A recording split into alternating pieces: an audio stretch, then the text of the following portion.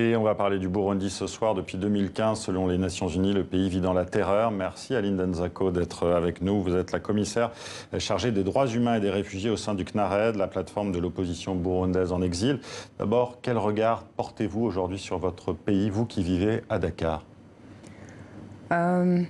C'est très dur de voir ce qui se passe en ce moment. Ce qu'on voit, c'est que le pays, il continue à avancer vers la terreur. Maintenant, on est braqué sur les élections de 2020. En mai, ce serait... Voilà. En mai 2020. Mais ce sont des élections qui sont complètement fermées. Je pense que le président a bien nettoyé. Il a enlevé tout ce qui... Le président Nkurunziza a bien nettoyé toute l'opposition, tout ce qui le dérangeait. Il est seul, presque seul, à pouvoir se présenter aux élections, même s'il a laissé quelques partis pour un peu légitimer ces élections qui sont totalement fermées. Il faut rappeler peut-être aussi le contexte de cette crise depuis 2015. C'est suite en fait à la réélection de Pierre Nkurunziza pour un troisième mandat, alors qu'il ne devait pas faire de troisième mandat. Et là, on parle d'un quatrième mandat peut-être pour mai 2020. Il ne devait plus se représenter et surtout la population a manifesté parce qu'elle n'en pouvait plus. Et la population a manifesté contre un régime qui était corrompu et incompétent, qu'il n'en voulait plus. Il s'est représenté à ce troisième mandat et malgré les manifestations, il a continué et on voit qu'il avait une direction qu'il prenait, qui n'était pas juste ce troisième mandat. Vous pensez qu'il avait déjà un agenda à l'époque? C'est clairement, il avait un agenda parce qu'il a continué à avancer, il a mis tout en place petit à petit, éloigner les gens et également ce qu'il a fait de très grave aujourd'hui, c'est qu'il s'est fabriqué un autre ennemi. La population s'est manifestée contre ce régime et ce système, mais lui a fabriqué un autre ennemi aujourd'hui qui se retrouve être le Tutsi ou toute personne contre son pouvoir, mais spécifiquement le Tutsi aussi, qu'il a inventé, qu'il a créé. Aujourd'hui, il a relancé aussi ces conflits interethniques. Il a relancé cette crise ethnique. Il a fait un nettoyage ethnique qui est évident qu'on ne peut pas nier, que ce soit dans l'administration, que ce soit dans l'armée, que ce soit dans le milieu des affaires. Il a fait tout ce nettoyage. Il a exacerbé ce discours ethniste qu'il a enseigné, qu'on entend de plus en plus et qui est très dangereux. Il faut dire aussi que le pays est marqué aussi par ces violences-là, par ce conflit-là. Depuis les indépendances, tous les 10-15 ans... Depuis 1972, par exemple, oui. Il y a eu 1972, il y a eu 1993, même si ces crimes n'ont jamais été qualifiés de génocide, mais ce sont quand même des crimes qui ont des caractères génocidaires. Aujourd'hui, monsieur Pierre Nkurunziza, pour détourner le regard vers ces élections qui sont complètement fermées, est en train d'essayer de ramener le Rwanda dans ce conflit, ce qui précise encore une fois qu'il veut tourner cette crise qui n'est que politique comme une crise ethnique. Alors, je parlais des enquêtes des Nations Unies il y a quelques instants. Doudou Diène, le commissaire d'enquête de l'ONU sur le Burundi, expliquait qu'il est extrêmement dangereux de s'exprimer de manière critique aujourd'hui dans le pays. Vous faites le même constat? Il a tout à fait raison. C'est inévitable. On ne peut pas ne pas le voir. Les discours sont clairs. Les organisations, aujourd'hui, on voit des programmes qui se mettent en place. C'est un mécanisme qui s'est mis en place et c'est un engrenage qui va être très difficile d'arrêter. On a eu l'opportunité de l'arrêter au départ. L'Union africaine, qui avait déjà vu le danger, avait décidé d'envoyer une armée, mais on a l'impression que tout ça est parti en fumée. Ni la région, ni l'Union africaine, ni les Nations Unies, aujourd'hui, ne considèrent ce pays comme un danger.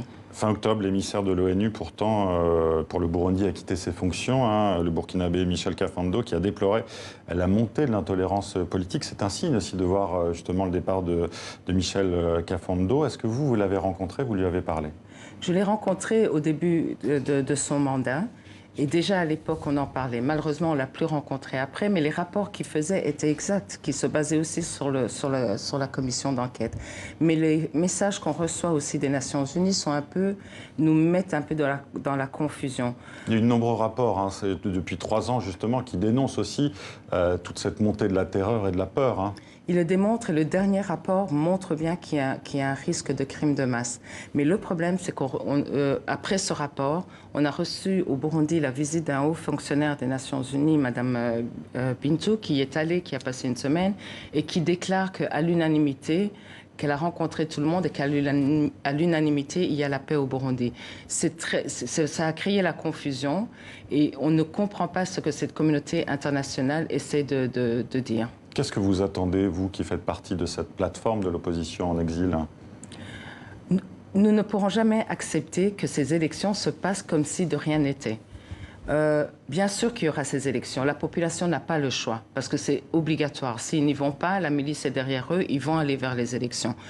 Mais il est clair que ces élections ne sont pas inclusives et que ce pays n'est pas géré. Le pays est en train de sombrer. La pauvreté a atteint des niveaux qu'on n'a jamais vus. Et il est important pour nous de sauver la population. Donc la date de 2020, ça peut être une date importante pour M. Nkurunziza, mais nous ne nous contenterons pas de ces élections-là. On parle justement de 400 000 déplacés, de personnes qui ont fui les violences au Burundi. C'est une situation humanitaire catastrophique. C'est catastrophique. Et le pire, c'est que les pays de la région ne le prennent même pas à la hauteur. Nous avons les réfugiés en Tanzanie, par exemple, dont on parle de réfugiés qui rentrent en masse, ce qui n'est absolument pas vrai. Les réfugiés en Tanzanie sont forcés de rentrer. Des réfugiés sont pris en otage, sont forcés de rentrer. Leurs cartes de réfugiés sont confisquées. Et on les renvoie de force au Burundi alors qu'on sait très bien qu'il n'y a pas encore de paix. C'est toute la région qui n'a pas assumé la responsabilité qu'il devait prendre. Et surtout, il y a des mécanismes qui auraient pu être mis en place pour que cet engrenage s'arrête. On ne pourra plus tolérer de dire on ne savait pas. Tout est là, tout est clair. Aujourd'hui, avec les communications que nous avons, on ne peut pas dire qu'on ne sait pas ce qui se passe au Burundi. Aline Denzako, justement, quels sont vos moyens d'action aujourd'hui, vous, avec cette plateforme, justement, de l'opposition? Nous continuons à démontrer que Nkurunziza, malgré le discours qu'il fait, n'a absolument pas raison de dire que l'espace politique est ouvert. Il est complètement verrouillé.